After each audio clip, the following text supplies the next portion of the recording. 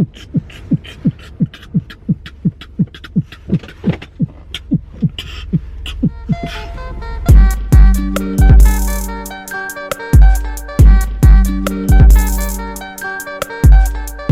what up, y'all?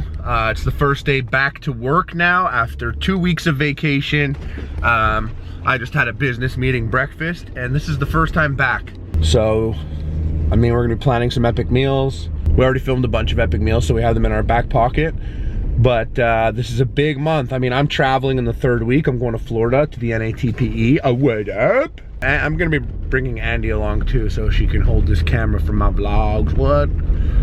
So I'm going down there to the NATPE the 3rd week of January. But we have a couple of branded videos to throw together, which are always fun because we got a budget to play with, so we get to make them a bit bigger. All right, back on the grind, baby. Back on the grind, baby. Monday morning, gotta stack that paper, boy. Paper, boy. I don't know. It's comfortable being on the grind. You know, I feel more relaxed when I'm working than I do when I'm on vacation, if that makes sense. Probably not. Not many jobs are, you're not fortunate enough in many jobs to have that feeling. This motherfucker right here. Shit. Smells like mad shitty coffee in here right now, eh? Yeah. Doesn't that smell like shit coffee? Did you go to the gym today? Today, no. You think I'm fucking superhero? In the original gamer room with young Mike. Yo, what up? The only guy on Epic Mealtime ever to have a 6-pack. That's true. But we're not gonna ask him to bust it out now because the holiday season just happened. He's not competition ready yet. That's later. 100% true. All right, so what we're doing right now for original gamers, we thought it'd be fun to come up with some top 5 lists that involve gaming in one way or another. Yeah. Because we've been playing games. You know, Mike does a lot of Heroes of the Storm, Hearthstone. A lot of people are really impressed at your CS:GO skills, by the way. Thank you. Yeah. Yeah, you're definitely serious about it. I fuck shit up. Let me tell you. He shits fuck up also. So what we're doing is we're gonna come up with some top 5 lists for original gamer, all gaming focused list, and we're gonna take an angle that I think a lot of people don't take out there. It's gonna be some speculation, it's gonna be a little speculative, some theories, things like that. We're basically gonna go deep because we know games very well. Yeah. And without telling them what's on the list, what do we got so far for something? Well, one of the biggest things right now is the top 5 biggest dicks in gaming. So who has the biggest dick in video gaming? That's right. I mean, yeah, right off the bat, like, top 5 biggest dicks in gaming. Like, who would that be to you? We have a lot to discuss. I see your list over there. Yeah. I don't want to say everyone, but I see Duke Nukem. Incredible. He's got a huge dick, for sure. For sure. Because there are people that you just see in real life, too, and you're like, oh, that guy's probably got a big dick. Yeah. Shaq comes to mind, for sure. Like, Yeah, exactly. How could he not have a big dick? Well, actually, let me know who knows a lot about basketball said that Shaq has a really tiny penis, supposedly, and, like, he's all like, you know, he pokes people with it and stuff, and it's like really small for his body. But then if you really think about it, a small dick for Shaq's body is like a 9-10 inch dick. Right, yeah. So it might look small proportionally, but it's still bigger than your dad's. Yeah, that guy's he's probably got a massive dong. Yeah, he's sitting on a big hammer there. Yeah. What other list we got here? We got some other ones. Usually when you come up with a list, you have the contrasting one, right? So like biggest stick, smallest stick. That's right. Luigi comes to mind for that one. Definitely. We're not going to spoil anything. Yeah, we won't spoil too much, but yeah, I see some other ones on that list. That's good. I can't wait to put that together. Yeah, Luigi's rocking out that small cock for sure. Yeah. I feel like Duke Nukem might not even have a dick. He might just have like a fully loaded like 357 Magnum. It's possible, yeah. It just shoots... just a gun barrel. Yeah. His dick shoots bullets. Yeah. That should have been a Duke Nukem gun, like an unlocked gun. Is like he's like, you press like a code, you take out his gun. He's like, my dick. That's a good Duke Nukem voice. It's time to kick ass and chew bubble gum, and I'm all out of bubble gum. Fucking great game. Yeah, we got other shake ones. it, baby. When the strippers are there? Yeah, shake it, baby. If you came down into my room, like my computer room in like 1996, all you would hear is shake it, baby. Shake, shake, shake, shake, shake it, baby. Mom, close the door. Shake. And I'm like trying to save the game while her tits are out so that I could see the screenshot, and they end up being like weird rectangles because they're shaking nipples. Oh, such a weird time. That was great. I was way too young to be playing that game, I think. Yeah, that was a weird time. We grew up in a weird time. We grew up in like transition time between like the regular shit and then the weird internet shit. So we got like weird Duke Nukem moments of strippers in the games. But yeah, it was great. What else we got here? We got Top 5 games that ruin friendships. Not a I bad think we one. should throw GoldenEye in there. Yeah. But maybe we can get specific and be like a certain type of GoldenEye. Like, you know, sometimes it's like top 5 games that ruin friendship. GoldenEye, if your friend always takes Oddjob. Right, yeah. Like, what And then the it's fuck, fucking Oddjob? annoying. Yeah, exactly. Like, that's so cheap. What else we got there? Speaking of cheap, top 5 cheapest weapons. So, you know, Golden Gun, speaking of GoldenEye, comes to mind, right? Yeah, one, totally. One hit kill is not really fair. Yeah, yeah. We got top 5 best wingmen in video games. Shout out to my boy Garrus. Yeah. Luigi too, right? He's the ultimate wingman, which is why his dick is so small, I think. Yeah, he's just there to get the princess, hook it up to Mario. Yeah. And then He's he's like, like, "Look, Mario, I'm- you do the fucking.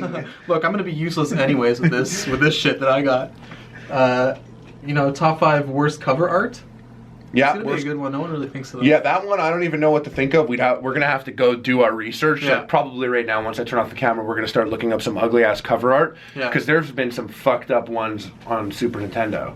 Yeah. I remember going to rent games, picking up games at Super Nintendo, and being like, I would never play this. Right. Based on the picture, because I'm 7, and that's how I judge things right now. Well, that's how it was when Blockbuster was the thing. You would rent a game by not necessarily by what you saw like trailers on the internet. You didn't have the internet. No, you didn't. Yeah, you you would had go Super to pick up the Nintendo. box and be like, this looks badass or this looks not badass. Yeah, I'd always go when I was like 8 years old, I'd go to the guy at the game store and I'd be like, is this game 2 players at the same time Yeah. on the same screen? Because it was very important when I was having sleepovers that we have a game like Bomberman and not a game like, you know, where you each take turns playing it. You know what I mean? That's lame. Yeah. No one wants to do that. What we You also know what another good one is? What's that? Oh, I like that. Highest grossing games and letdowns. Yeah. Another good one is like least expected to be awesome. Like if you went and found a game like Uniracers, do you remember that Yes. game? They were just unicycles Yes. and you raced them. It sounds like it's a shit game, but the game was fucking incredible at the Yeah. time. So Those are the surprisingly good ones. Yeah, I'm trying so to maybe think of it was other the ones that were surprisingly like good no one ones. really expected it to be great. and it was amazing. Yeah. It's probably a lot. Yeah, it's a good list to make. We're going to jump into the brainstorming right now and figure it out. And you guys check out youtube.com/originalgamershow. That's our gaming channel. I have obviously done many live streams there before, so did Mike. I like to get on, be silly and crazy. And Mike, you could actually learn some shit from, guys. So check it out, youtube.com/originalgamershow. Yo, what up? The remainders. Here we are. I could have told you this was going to be the last 3. Yeah, I think you did many times. Yeah. So guys, Amir is going on. Can we say that? No, I'd already seen You that. did. No, It's not live. No, not yet. You can't say it yet? You wouldn't be able to know. They haven't like their shed is only talk about Fight Club when you can talk about Fight Club. Oh, Darren, when can we talk about? I can't say anything, huh? What do you mean? No, we can't say anything. I can't get into details. It's very top secret, but something huge has happened, and it involves Amir, and we can't tell you why, but I can't wait to tell you why. It's gonna be sick. In my last vlog, I got halfway on like some real Tony Robbins tip, trying to get everyone excited about the new year, and I was interrupted by Andy making jokes. It was cool. I felt like it spiced up the vlog a little bit, but a lot of you guys in the comment section said you wanted me to continue. Now, I wasn't just talking out of my ass, but I didn't have any notes or anything, and I was just letting it flow. So I'm basically going to do the same thing right now. What I was saying was, I always wanted to be in acting. I always wanted to act, I always wanted to direct, I wanted to write, I wanted to be in entertainment. It's what I wanted to do. Now, what happened was, I have a great support system. My family, my mom, my dad, things like that. You know, even if all failed, they wouldn't let me end up being on the streets, and I thank them for that. Not everyone has that fortune. So I really appreciate that. But what happened was I had this dream of, you know, I used to go to LA and I'd visit LA and I'd be like, oh, when I grow up, I'm going to go live in LA and I'm going to be famous and I'm going to go. And I'm like one of those guys that actually wanted to do that. Epic Meal Time wasn't a mistake. What I did was I would go to acting classes after going to university where I was in school to be a teacher. Now, I went in school to be a teacher because I liked working with kids. I used to always work at summer camp. So I would go to acting class on my free time after school. And I went to acting class even when I got a job as a teacher, because that's what I did before Epic Meal Time. I was teaching high school and elementary. And I'd go to acting classes and I'd go to auditions. I wasn't particularly good in acting class. I mean, I went to acting class because I'm funny and I think I'm fucking hilarious. I love making jokes, I try and be entertaining, and my voice can project, and a lot of people just, even that right there is a hard thing to do, is to get your voice to project. So I thought I had the chops. enough to go to acting class. And what I went to acting class to do was to learn how to be dramatic and serious, how to not take things as a joke. I mean, every time something is sad to me, I'll make a joke about it instantly. You know, like things that are serious or tragic, I make jokes about them instead of letting them affect me in a way that would be beneficial to my acting. Because, you know, in society as men, you know, we put up these barriers and we try and hide how we actually are. It's nothing, you know, society makes it so that men can't be sensitive about things, and being sensitive to things is extremely important to acting, from what I've learned. And I am an amateur and a beginner, and I'm always going to keep learning. It's the type of thing that you never master, you always get better and better if you keep doing it.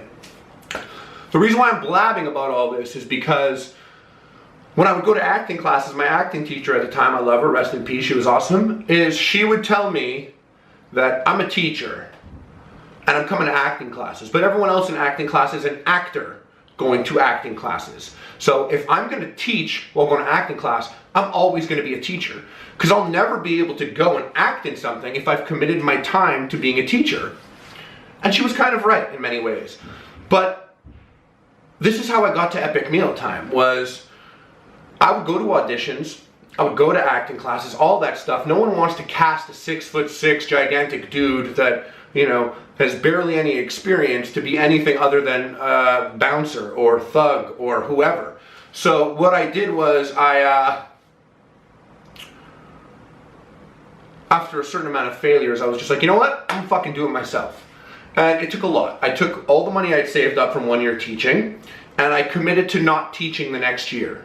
I was going to substitute. And on that summer, I was like, I'm going to make some shit happen.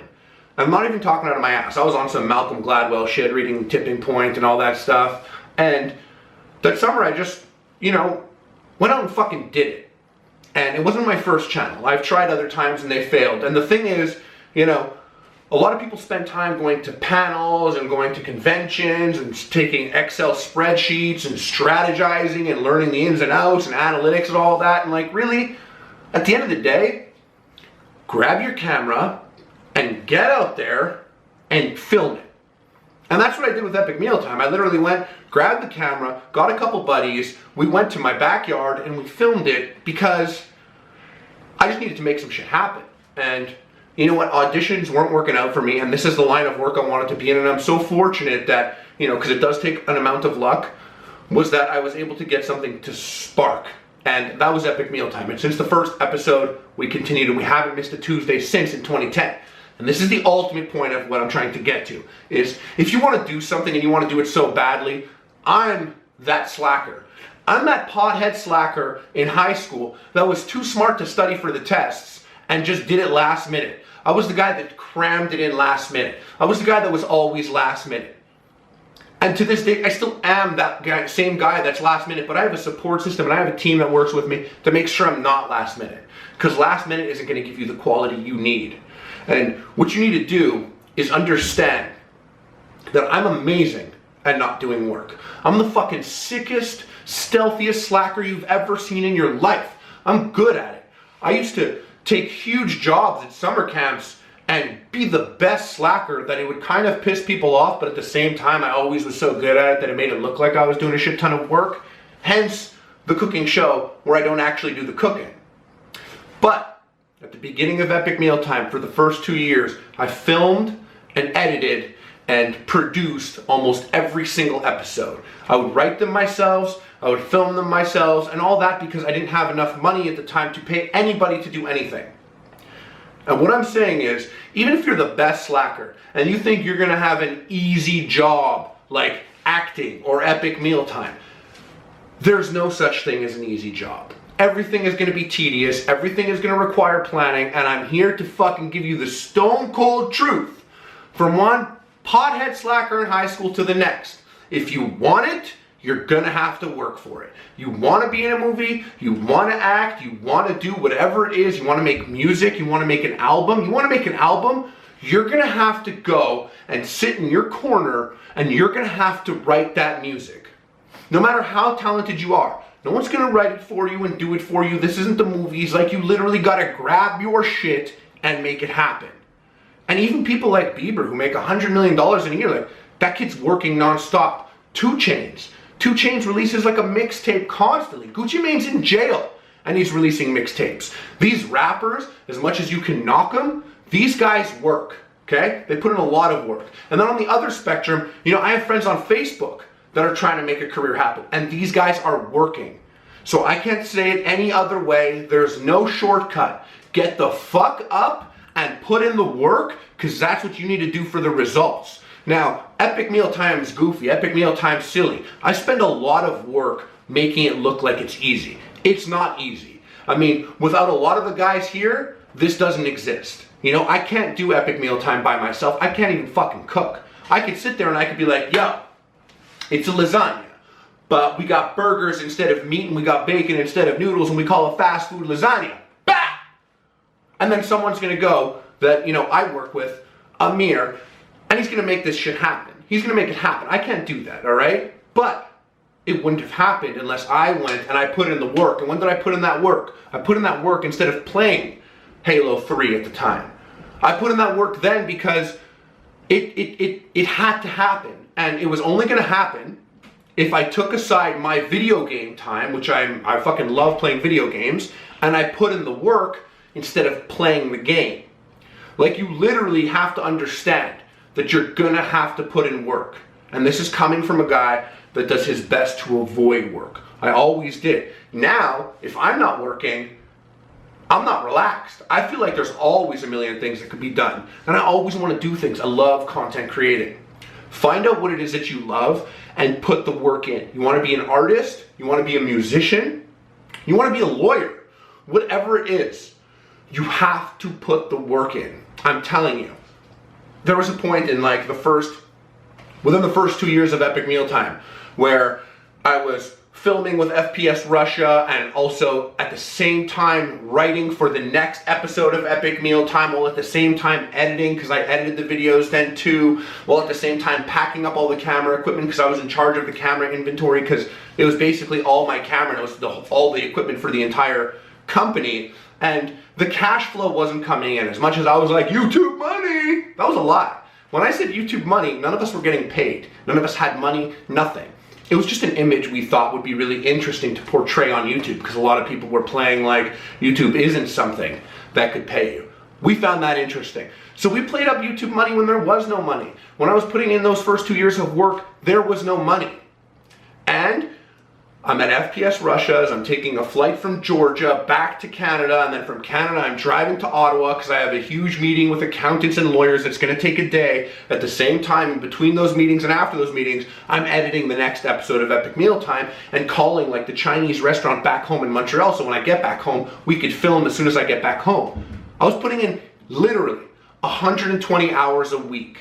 And that's the type of shit you're going to have to do if you want to make it happen. And as much as I used to push it and be like, no, one episode of Epic Meal, one episode of Epic Meal a week, one episode of Epic Meal a week, well, that's just not capitalizing.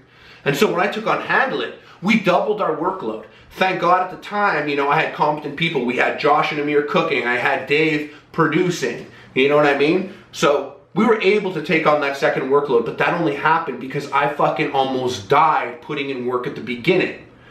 And this is the type of shit that you have to expect. You have to expect that it's not going to be easy and you're going to work. And I'm telling you this from the guy that is such a fucking slacker. I play video games and buy toys. I don't want to grow up. But I'm going to tell you something. There comes a time where you have to decide, do I want to be successful or not? And the only way to be successful is to fucking work at it. And here I am right now. And obviously when I was a teacher, I had to work because I had a salary. I had people depending on me. I had like 30 children waiting to learn. I was forced into working. I was forced into it. You know what's harder than being forced into working because you need to make your paycheck? What's harder than that is when you're not getting your paycheck, when there is no money, when you're spending money to make it happen. That's where Epic Meal Time was at the beginning. I spent like $6,000 buying a Canon 7D and 2 lenses and a MacBook Pro so that I could film and edit this entire show. I bought a microphone, an H4 Zoom. I spent all my money, which at the time was like, you know, around $6,000. I spent all that and I put it all towards Epic Meal Time. I dedicated my time to Epic Meal Time, and for a year, I wasn't getting paid. Everyone on Epic Mealtime got paid before I did. But I was fortunate enough to have numbers there like 100,000, 1 million, to be like, wow, it's something that I should commit to doing. I was lucky that the signs were so real that I saw it as a number and I knew that I could continue doing it. Now, not everyone is going to have that benefit. Not everyone's going to have that. You know, I see channels like when Epic Mealtime first blew up, which I was fortunate that it blew up right away. I saw channels that got 10,000 views or so. But those people, and I don't even want to say them by name, they are YouTube, huge YouTubers now that I used to watch, and I'd see them get 20,000. I'd be like, why are they wasting their time? I know now, after watching these channels grow and grow, after 5 years of me doing Epic Mealtime and watching people with 10,000 views consistently upload, you know, multiple times a week, they blew up. They're huge now. Their lives are changed. They're different. And all they did was put in that work. They put aside the video games here and there. They put aside going out and getting fucked up on the weekends here and there. And they put the work into their channel. Everyone on YouTube fucking works their ass off. You look at someone like Fuzi, the guy uploads every day. Casey Neistat uploads every day. You look at that, you look at some Twitch streamers. They stream every day. It's a job and you're gonna have to work at it. There's no easy way to this shit. I think YouTube is a desirable job. I love it. I'm happy I'm here. But I wouldn't be here unless I fucking worked a lot, and god damn it, I hate working. But there's no two ways around it. You want to do what you love, you're gonna have to put in the work. That's it. That's all. You can't use YouTube as a means to be famous or rich, because you're not going to be that famous, you're not going to be that rich, you don't get respect. It's not like you can roll up to the club and be like, yo, let me in. And they're like, no. And you're like, you know who I am? And they're like, yeah, you're the bacon guy from the internet. Get the fuck to the back of the line. Like, it's desirable, it's fun, but if you're going to make a product just as a means to an end, like to be famous or to be rich, you're getting into YouTube for the wrong reasons. I didn't make Epic Mealtime because a board of suits were like, bacon's popular. Use bacon in every recipe. I did it because I fucking love food. I love eating food. I love coming up with crazy food ideas. I do it all the time. You know, one time I sat down with Taco Bell and I was like, yo, you have Taco Bells and Pizza Huts in the same building. Why don't you have Pizza Hut, Taco Bell collabo menu items? Like, why can't I order a pizza taco? And why can't I order a taco pizza? Those are things you can do under this one Taco Bell Pizza Hut roof. And those are essentially epic meal ideas. It's something that I've always loved. I love food, I love eating, I love entertaining. You have to do something you love. Take it from me. It's 5 years of doing Epic Mealtime. I fucking love eating. I love food. Who doesn't? But if I didn't love this as much as I did, 5 years later, I mean, 3 years, 2 years in, doing it every single week, 2 years in, I would have wanted to fucking go back to teaching. I would have been like, oh my God, get me away from food. So whatever you do, make sure you love it. Don't make a cooking show because cooking is niche and popular. Don't make a show because you think it would be popular. In that case, if everything works out, you're going to be doing this maybe for 5 years, half a decade. Look at Smosh. Imagine Ian hated Anthony. 10 years later, they would have murdered each other. But it's 10 years later and they're still working together because those guys love their work, they love their product, they love each other, they take baths together. I know for a fact, I've seen it. They sleep together, for sure. I'm joking about that, don't sue me. So what I'm saying is, whatever you do, make sure you love doing it, because if all works out, you're gonna be doing it over and over again for years. And even if you love something, it's gonna feel like a job eventually. That's just always how it is, no matter what it is. Even ask Twitch streamers that play video games for a living. They're so fucking happy because their job is so much cooler than whatever else is out there, that, in their opinion, but it's still a job. It still takes a lot to turn it on, turn the camera on, turn it up, do your tech setup, and get on camera and be 10 on 10 in energy. It's a difficult thing. So all I'm saying is, do not get it twisted, guys. You're gonna work. Whether you're gonna be a YouTuber or you wanna be a lawyer or whatever it is, if you wanna be successful, it's gonna take a lot of work. Take it from me, the guy that doesn't like to work, but continues to work because he loves what he does. All right, that was a lot. That was my shit right there. Basically a little altered version of what I was saying in the car yesterday, but you know, make shit happen. The TLDR is get the fuck up and make it happen. Why are you and Justin dressed the same? You're so fucking Canadian, guys, with your like winter hats on inside. Let's get the sick music video angle here. What are you doing? The game started, bro. This fucking camera's fucking me up right now. That's the weakest excuse I've ever heard in my life. Seems Back like up, this. bro. All right, let's get out of here. Do I look jacked in my tank top? Give me a flex. Yeah, you gotta, you know, you gotta learn. Yeah, that's it. Yo, what up? What up, bruh? So tell me, how was your I mean day? that in the cutest way possible. You know, out here, dinner with my child and my twin brother. Oh, how mad are you, baby?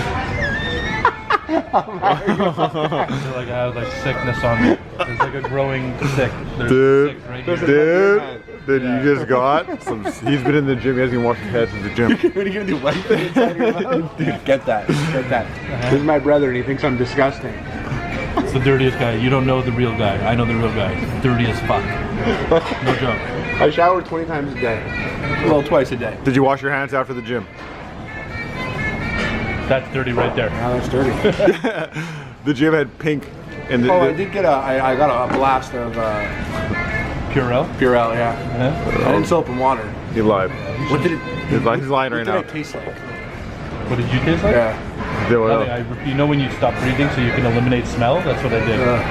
Were you at the gym? God no. Why are you doing that? You don't like me either? I don't like your dirt, that's for sure. Disgusting. He's dirty as With your fuck. fucking gym pizza head. It's really gross. Yeah, you know why are you telling me? I've known him for about 25 years longer than you. How do you feel that no one wants you to touch them right now? But you know what? I don't blame anyone. I do stink right now. But like, how do you feel that the people that are closest to you, your girlfriend, your brother, your cousin, They're crazy. no one wants you to touch them? You guys are all crazy. Are you sad a little bit inside right now? No. No? You look sad. I'm gonna go wash my hands, and when I get back, And your shower. Wash your body. why don't you guys think about how you're gonna apologize to me? Just go wash your hands. God forbid. I can't believe he's walking around back home with your tank Good, that's true. on. Oh my god. Back the fuck up, dog. What do you think this is, About to man? drop the camera. Get out of here. Look at it for us, dog. Oh, Lynch, your bald head looks sick right now. I've been working hard on it.